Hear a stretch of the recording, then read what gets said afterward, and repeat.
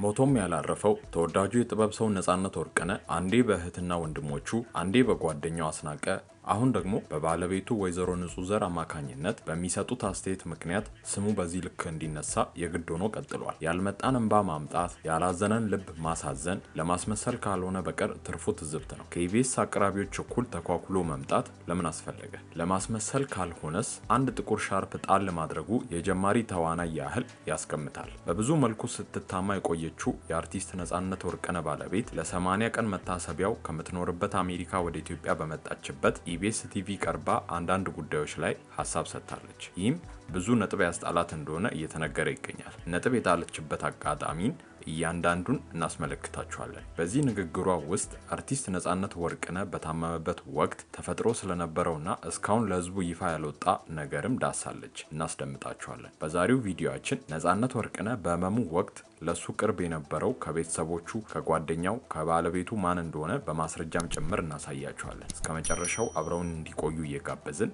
በቀጥታ ወደ ዝርዝር ሐሳቡ እንወስዳችኋለን። ኩሏን ተኳኩላ ሜካፓን ጥንቅቅ አድርጋ ህዝብ በሚከታተለው ኢቢኤስ ላይ መጣችው ሀዘንተኛ ለመምሰል ብቻ ጥቁር ሻርፓን ጣል አድርጋ ብቅ ያለችው የተወዳጁ አርቲስት ነጻነት ወርቅነህ ባለቤት ወይዘሮ ንጹህ ዘር ከትችት አላመለጠችም። በተለያዩ አገላለጾች ባለቤቷን ስታወድስ ብትቆይም አንዳች የሀዘን ስሜት ፊቷ ላይ መታየቱ ቀርቶ የተዋበችባቸው የመዋቢያ ምርቶች ከፊት ለፊቷ ደምቀው ይታያሉ። እዚህ ጋር ደግሞ በቅጡ እንኳን የማይታይ እንባዋን ለማምጣት ስትታገል ይታያል። አለማልቀስ ኃጢአት እኮ አይደለም። ጀማሪ ተዋናይ ከትወናው እንደሚለየው በቀላሉ ተይዛለች። በግድ የምትጨምቃቸው እንባዎቿ ለዛሬ ከርተዋት ብቻዋን አስቀርተዋታል። ሀዘን ልብ ሰባሪ ክስተት ነው። ያውም ለሚወዱት የልጅነት ፍቅር ሲሆን እንባ ፈንቅሎ ይወጣል።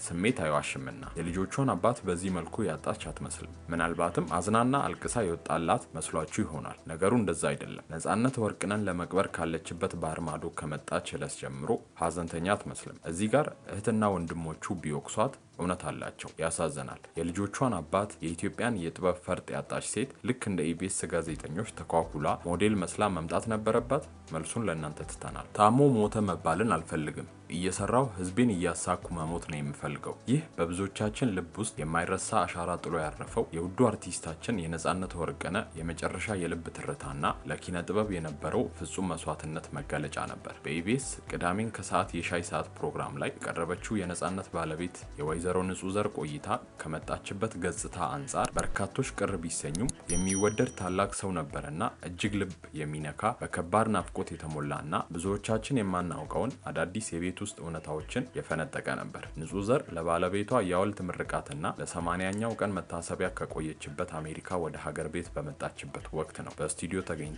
ይህንን ጥልቅ ስሜት የሚቀሰቅስ የህይወት ጨዋታ ያካፈለችው። የእነሱ የፍቅር ታሪክ የተጀመረው በኪነ ጥበብ መድረክ ላይ ወይንም በታዋቂነት ማማ ላይ ሳይሆን በሰፈር ውስጥ በድንገተኛ የሀዘን አጋጣሚ ነበር። የሚገርመው ነገር ንጹህ ዘር ከነጻነት ጋር በ1997 ዓ.ም መጀመሪያ ስትታወቅ አንድም የኪነ ጥበብ ስራውን አይታ አታውቅም ነበር። እሱ ደከመኝ ሳይል ያለማቋረጥ ሲያወራ እሷ ደግሞ በጥሞና የምታደምጥበት ያ የቅንነትና የጓደኝነት ጅማሬ በኋላ ላይ ወደ ጽኑ ትዳርና ወደ 3 ልጆች በረከት ተሻገረ። ስለ ባለቤቷ ስታወራ የነበራት ስሜትና የተናገረችባቸው ቃላት በትክክል በርካቶችን ግርታ ውስጥ የከተተ ቢሆንም በተቃራኒው የበርካታ ሰው ልብ የሚነካ ሆኖ ተገኝቷል። አንቺ የትኛው ሙያ አድናቂ ነሽ ተብላ በጋዜጠኞቹ ስትጠየቅ የሰጠችው ምላሽ የኋሊት መልሷን የወጣትነት ፍቅራቸውን አስታውሷል። እኔ አድናቂው አይደለሁም፣ እኔ የህይወት አጋሩ አማካሪ ጓደኛውና እውነተኛ አፍቃሪው ነኝ እንጂ ስትል በትዳር ውስጥ የነበራቸውን መተሳሰብ ገልጻለች። ነጻነት በስራው የህዝብ ቢሆንም በቤት ውስጥ ግን ፍጹም ቅን፣ ሁሉንም ነገር የሚያቀል አፍቃሪ ባልና ለልጆቹ እጅግ ልዩ አባት ነበር። ከአሜሪካ ወደ ሀገር ቤት በሚመጣበት ጊዜ ልጆቹ እሷን ዞር ብለው እስካያዩ ድረስ ከእርሱ ጋር ተደራርበው ይጫወቱ እንደነበረና ያንን የደስታ ጊዜ በትዝታ እንደሚያስቀምጡት ትገልጻለች። በተለይም በትዳር ህይወታቸው ውስጥ የነበራቸውን መደጋገፍ ስታስታውስ የመጨረሻ ልጃቸውን ኤላምን ባረገዘችበት ወቅት እሱ ራሱ ምግብ እየሰራ ያበላት እንደነበረና ሳይነግራት የሰራውን ጣፋጭ ምግብ ትመገብ እንደነበረ በፈገግታ አውግታለች። የቀለበት ስነ ስርዓታቸውም እጅግ ፈጣንና ቀላል የነበረ ሲሆን እንደ ሜሮን ጌትነት፣ አዳነች ወሌ ያሉ ታዋቂ አርቲስቶች የተገኙበት ነበር። እዚህ ታዲያ አንድ ነገር ግልጽ ሆኗል። አስቀድሞ የነጻነት ወርቅነህ ቤተሰቦች አስናቀን በሚወክሱበት ንግግራቸው ላይ አስናቀ በቀብር ስነ ስርዓት ላይ ከተናገራቸው መሃል እኔ ነኝ የዳርኳቸው በሚል የተናገረው ውሸት መሆኑን በመግለጽ ቢናገሩም ወይዘሮ ንጹህ ዘር ዘር ባወጣችው ምስል ግን ሁለቱ ሲጋቡ አስናቀ እንደነበረ የሚያሳይ ማስረጃ አጋርታለች። በአሁኑ ወቅት በአንገቷ ላይ ያደረገችው ቀለበት ላይ የነጻነት ስምና ዓመተ ምህረቱ የተቀረጸበት ሲሆን በእሱ ላይ ደግሞ የንጹህ ዘር ስም ተቀርጾበት እንደነበረ በማስታወስ ያንን የማይረሳ የቃል ኪዳን ቀን አጋርታናለች። ሰሞኑን በቆሞ የሐውልት ምርቃት ዙሪያ ስለተነሱት የተለያዩ አስተያየቶችም በካሜራ ሲታይ ይከብዳል ግን ይስተካከላል ስትል በወደ ሰፊነት ተናግራለች። በተለይም ስለ መጨረሻው የህይወቱ ቀናት እንዲሁም ስለ ህመሙ ያነሳችው ነጥብ የነጻነትን ለሙያውና ለህዝቡ የነበረውን ፍቅር ፍንትው አድርጎ የሚያሳይ ነው። ንጹህ ዘር በህመሙ ወቅት እረፍት አድርጎ ሕክምናውን እንዲከታተል ብትመክረውም የእሱ ምላሽ ግን እኔ ታሞ ሞተ መባልን አልፈልግም፣ እየሰራው ሞተ መባልን ነው የምፈልገው የሚል ነበር። እስከ መጨረሻው እስትንፋሱ ድረስ ህዝቡን ለማስደሰት ሰውን ለማሳቅና ስራውን ለመስራት የነበረው ቁርጠኝነት በእውነቱ ያስገርማል፣ ያስመሰግነዋል። ንጹህ ዘር በሐዘኗ ወቅት ከጎኗ ለቆሙት በጎፈንድሚ ላይ ድጋፍ ካደረጉላት እንዲሁም በድምጽ መልእክት ጭምር ላጽናኗት በመላው ዓለም ለሚገኙ ኢትዮጵያውያንና ኤርትራውያን፣ ለኢቢኤስ ቤተሰቦች፣ ለቅርብ ጓደኞቹና ለኮሚቴው በሙሉ ልባዊ ምስጋናዋን አቅርባለች። አሁን ላይ ትንሿ ልጃቸውም ኤላም የአባቷን ፈለግ በመከተል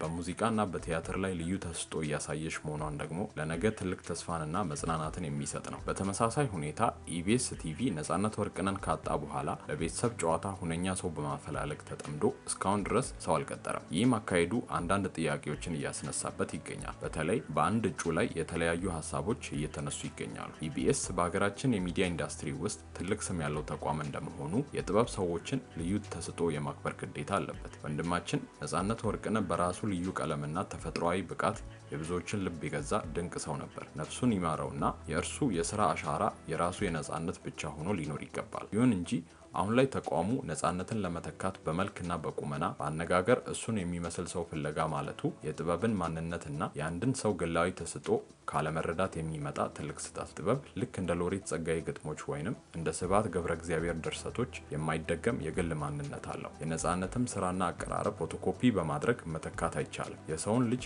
አምሳያ መፈለግም ለሟቹ ክብር አይሰጥምና ለሚመጣውም አዲስ ተስጦ እድል ይነፍጋል። ህዝቡ ልክ እንደ ነፂ የሚሰራ ሰው ወይንም በመልክ የሚመሳሰል ሰው ሲያይ የሚሰጠው ግብረ መልስ ለነጻነት ካለው ፍቅርና ከናፍቆት የመነጨ ስሜት እንጂ የጥበብ ሰውን በሌላ ሰው መተካት እንደሚቻል ማረጋገጫ ተደርጎ ሊወሰድ አይገባም። ስለዚህ የኢቢኤስ የስራ ኃላፊዎች ፍለጋችሁን ከመልክና ከቁመት ወደ ችሎታና ወደ አዲስ እይታ ብታዞሩ መልካም ነው። ለቦታው የሚመጣው አዲስ ሰው በራሱ ማንነትና ልዩ ተስጦ ታሪክ እንዲሰራ እድል ሊሰጠው ይገባል። እኛም ማየት የምንፈልገው የነጻነትን ጥላ ሳይሆን እንደ ነጻነት ሁሉ በራሱ ብቃት ወደፊት የምናስታውሰውን አዲስ ብርሃን ነው። ነጻነትን በስራዎቹ እናከብረዋለን። ተቋሙ ግን በራሱ መንገድ የሚመጣ አዲስ ጎበዝ ሰው በመፈለግ ሙያነቱን ሊያሳየን ይገባል። የነፂ መልካም ስራና ጣፋጭ ትዝታ ለዘላለም በልባችን ይኖራል። ለቤተሰቦቹና ለአድናቂዎቹ ሁሉ መጽናናትን ይስጥልን።